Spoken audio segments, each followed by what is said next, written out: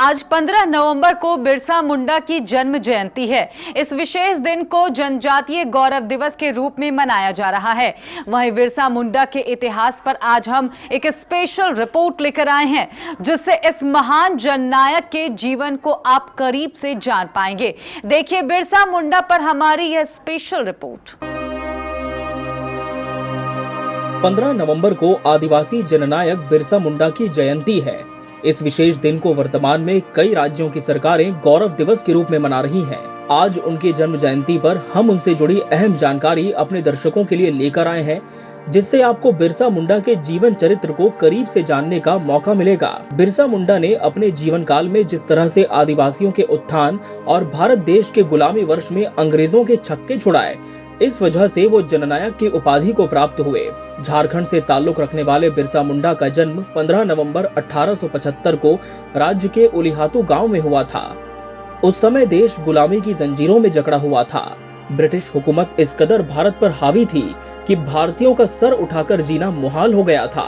तभी एक ऐसे वीर नायक ने अंग्रेजों के शोषण और अत्याचार के खिलाफ पहल की। बिरसा मुंडा ने अपना अधिकांश बचपन अपने माता पिता के साथ एक गांव से दूसरे गांव में घूमकर बिताया। वो छोटा नागपुर पठार क्षेत्र में मुंडा जनजाति के थे। उन्होंने अपनी प्रारंभिक शिक्षा सलगा में अपने शिक्षक जयपाल नाग के मार्गदर्शन में प्राप्त की। जयपाल नाग की सिफारिश पर बिरसा ने जर्मन मिशन स्कूल में शामिल होने के लिए ईसाई धर्म अपना लिया। हालांकि उन्होंने कुछ वर्षों के बाद स्कूल छोड़ दिया।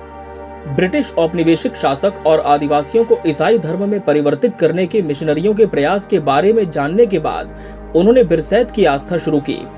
जल्द ही मुंडा और उरांव समुदाय के सदस्य बिरसैत संप्रदाय में शामिल होने लगे और ये ब्रिटिश धर्मांतरण की राह में चुनौती बन गया। बिरसा मुंडा एक युवा स्वतंत्रता सेनानी और एक आदिवासी नेता थे। उन्हें 19वीं सदी के अंत में ब्रिटिश शासन के खिलाफ एक सशक्त विद्रोह के लिए याद किया जाता है, जिससे अंग्रेजी हुकूमत खार खाती थी।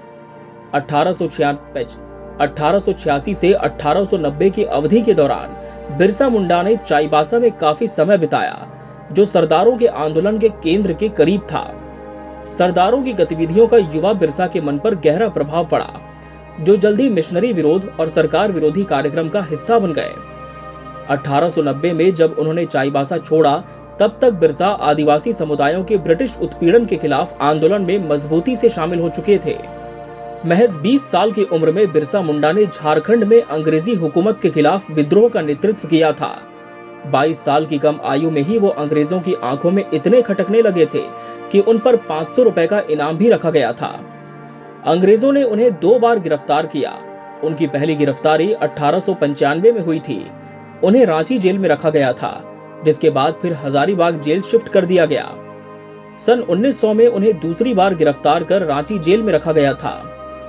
3 मार्च सन 1900 को बिरसा मुंडा को ब्रिटिश पुलिस ने चक्रधरपुर के जामकोपाई जंगल में अपनी आदिवासी छापामार सेना के साथ सोते समय गिरफ्तार कर लिया था। दूसरी बार फरवरी में गिरफ्तार करने के बाद बिरसा मुंडा को रांची जेल में रखा गया।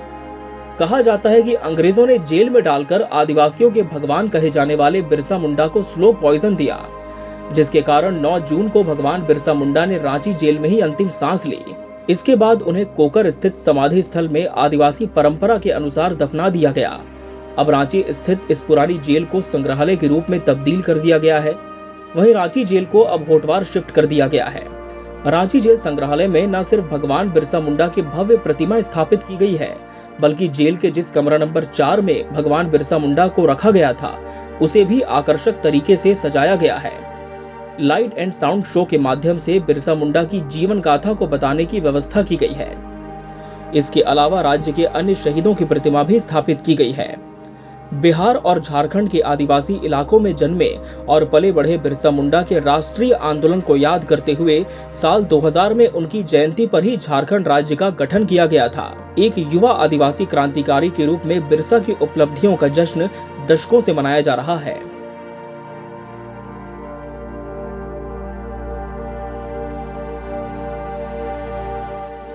Bureau report, KBC news.